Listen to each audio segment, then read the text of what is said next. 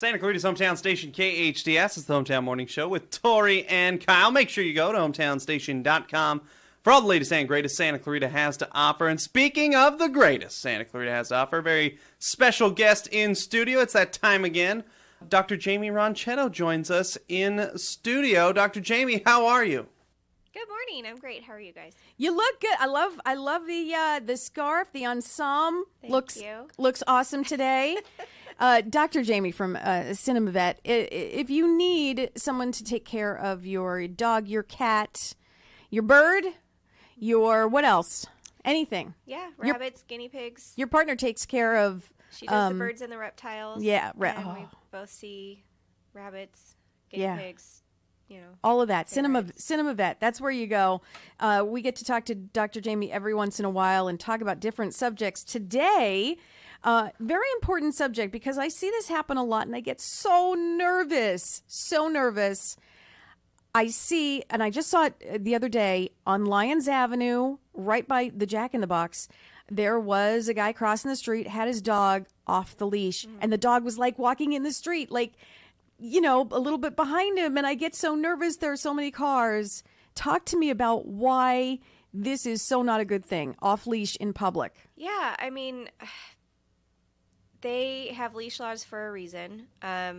Even if you feel like your dog is super well trained, accidents can happen. So certainly when walking on sidewalks and near traffic and all of that, it's just for everyone's safety that the dog be on a leash, so you have better control of your pet and you can keep them safer.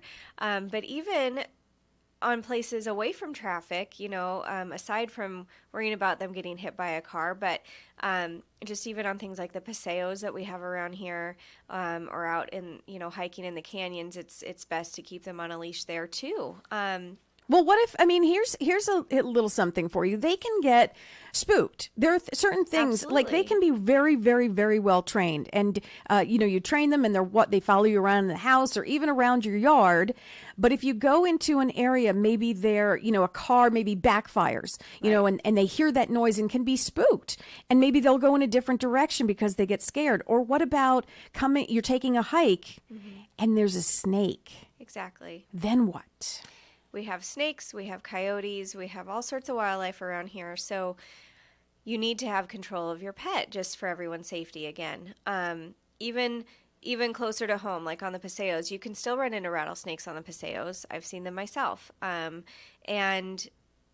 we do have things like rattlesnake training courses out here, but being able to be on the other end of that leash where you can pull them back really quickly, I think is just beneficial. Plus, with your animal off leash, maybe they're friendly, but if they go up to another dog that, say, is not as friendly, you have no control. So they're approaching a dog that doesn't want to be approached, and maybe they're on a leash, but there's only so far that they can go away from your pet if they're not understanding of that dog's cues, or if they're not listening to you when they get called back.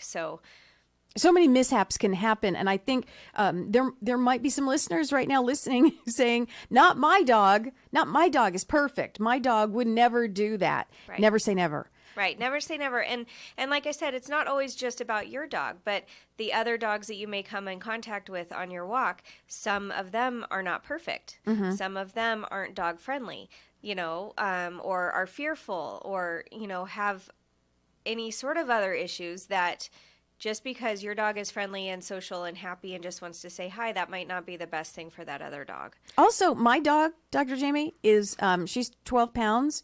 She doesn't realize her size. She doesn't get that. She thinks she can take on these big dogs that get walked. When she hears some of the dogs walking by, on their morning walk, she runs to the front door, and the bark is so piercing.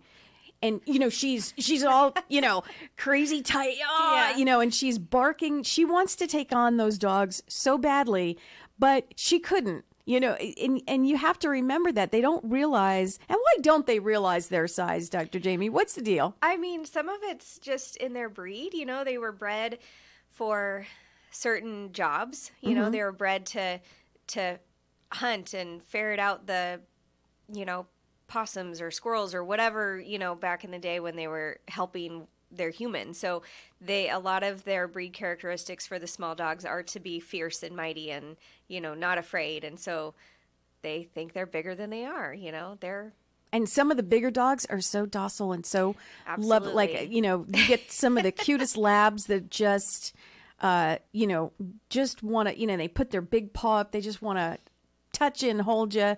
And some of them, are just so lovable and they're huge. But are you familiar with the leash laws in and around our community? I'm fairly familiar. Yeah? I mean, I just know that it is required by law that they're on a leash. I wonder if that's enforced. Have you ever seen someone get a ticket for something like that? That's kind I of personally have not, but I know it can happen. I know we get tickets for jaywalking. Absolutely. You just, if you happen to be in the wrong place at the wrong time and you get caught, Right. they'll fine you. Right. Yeah.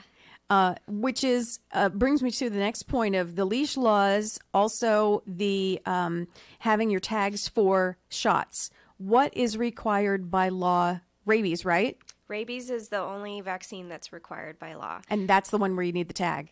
Yeah. Well, and even nowadays, I don't think they require a tag so much, but you do need you need to have your dog licensed. So in order to get that tag, the license tag, you need to show proof of rabies vaccine. Some clinics will actually give a rabies tag as well. I don't think it's necessary because you have that license tag. It's one, if you get the license, you have to have had the rabies, Yes. correct? Yeah. So exactly, you don't need both. You just need the one. Right. How often do we need the rabies shot? When they're adults, it's every 3 years. So something you can't forget about that. When they you do need to do that every 3 years. Yeah. And they'll remind you too when you're coming up due for your license renewal. It'll say, we need a new rabies certificate on file or something like that. So it helps remind you. And hopefully your veterinary clinic will remind you too when they're coming up due for vaccines. Just like when you register your car, smoke yeah. check. Yeah. You need a smog check, right? Exactly. Smog check's coming up. You need that. Dr. Jaimie, new insight on leash laws, on walking your dog, being careful. Have you ever seen talk about leash laws? Any cats? Cats are not on leashes. Have you ever seen? I have seen cats on leashes going on walks with their humans. Really? Not very often, but it does happen. Just depends on the personality of the cat. Certainly not safer for the cats because around here we have birds of prey and we have coyotes and cars and many things can happen to our cats if they're outdoor cats. So it can happen. If you have an outdoor cat, and promise this is the last question. No, that's if you have an outdoor cat, what do you do to help keep them safe from those coyotes? Well, I mean, there's not much you can do, unfortunately, because the coyotes are everywhere. They're come in from the wash and walk down the paseos. I've seen them myself. They can jump higher walls than you think. So even if you're in the middle of Valencia with a big brick wall around your backyard, they could get in if they wanted to. Like, they can go over 7-8 foot walls easily. So I mean, certainly if you have to have an outdoor cat, I suppose having them outside only during the daytime, bringing them in at dusk, and not letting them out until a little bit later in the day when you know that they should be hiding somewhere, and not wandering around looking for food. That would be a little bit safer, but nothing's 100%.